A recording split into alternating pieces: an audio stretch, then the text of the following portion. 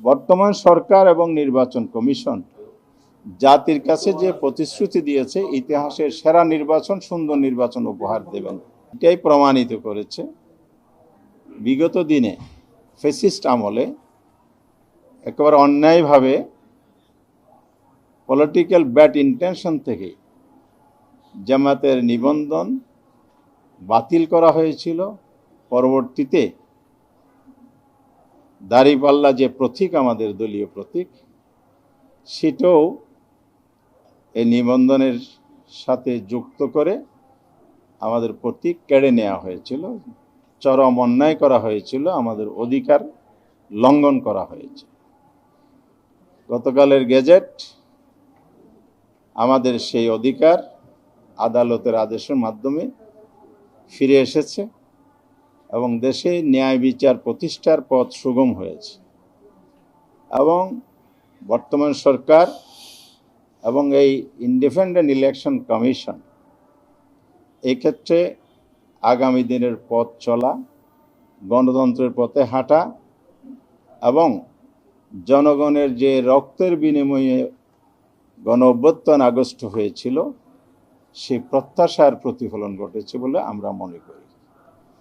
আমরা গতকালে ফরমালি এই জন্য ব্রিফিং করেছি, আল্লাহর শুকরিয়া আদায় করেছি এবং সর্বোচ্চ আদালতের মাধ্যমে যেটা আমরা আমাদের রাইট পেয়েছি, এর জন্য দেশবাসী যে প্রতীক্ষা ছিল আগামী দিনে জামায়াত ইসলামী তার নির্বাচনের নিবন্ধন নিয়ে, প্রতীক নিয়ে ভোটে অংশগ্রহণ এবং জনগণের পছন্দের প্রার্থী দাঁড়িপাল্লা প্রতীকে ভোট দেওয়ার যে বাধা ছিল এটা উঠে গিয়েছে এবং এটা আরেকটা নতুন দৃষ্টান্ত হয়েছে যে অন্যায়, অবিচার, ধামাচাপা দিয়ে জোরপূর্বক রাষ্ট্রযন্ত্র ব্যবহার করে দীর্ঘদিন চাপিয়ে রাখা যায় না। সুষ্ঠু নির্বাচনের জন্য এটা একটা সুন্দর পদ্ধতি আমরা মনে করি।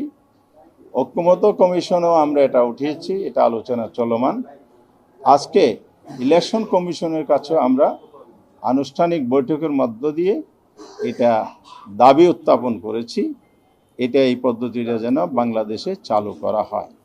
এই পদ্ধতি চালু হলে বর্তমান সরকার এবং নির্বাচন কমিশন জাতির কাছে যে প্রতিশ্রুতি দিয়েছে ইতিহাসের সেরা নির্বাচন, সুন্দর নির্বাচন উপহার দেবেন। পরিবেশ যদি ইনশিওর করা না যায়, লেভেল প্লেয়িং ফিল্ড যেটা বলে, এটা যদি নিশ্চিত করা না যায়, তাহলে সেখানে নির্বাচন সুষ্ঠু, নিরপেক্ষ, গ্রহণযোগ্য হতে পারে না। অতীতের নির্বাচনগুলো তার প্রমাণ। বাংলাদেশের 1,10,000 মানুষ, 10 লাখ মানুষ বিদেশে কর্মরত আছে। এই 1,10,00,000 মানুষ কিন্তু তার ভোটাধিকার থেকে বঞ্চিত, তারা ভোট দিতে পারে না। আমরা যাদেরকে রেমিডেন্স যোদ্ধা বলি, তারা দেশের জন্য যে, দেশের অর্থনীতির জন্য যে কন্ট্রিবিউশন করে, সামাজিকভাবে যে কন্ট্রিবিউশন করে, বাংলাদেশকে বিদেশে তারা যেভাবে রিপ্রেজেন্ট করে, বাংলাদেশের কালচার তুলে ধরে, ইকোনমিকে সমৃদ্ধ করে, সেই জায়গায় তারা দেশকে দিয়ে যাচ্ছে কিন্তু তাদের অধিকারটা প্রয়োগ করতে পারছে না। তাদের মনে কষ্ট আছে, দুঃখ আছে। দুঃখ কষ্টের সাথে তার কনস্টিটিউশনাল যে রাইট, ফান্ডামেন্টাল রাইট সে এখানে প্রয়োগ করতে পারছে না। আমরা এই জন্য বলেছি এই কমিশন এবং এই সরকার যেন যথাযথ উদ্যোগ নেয়।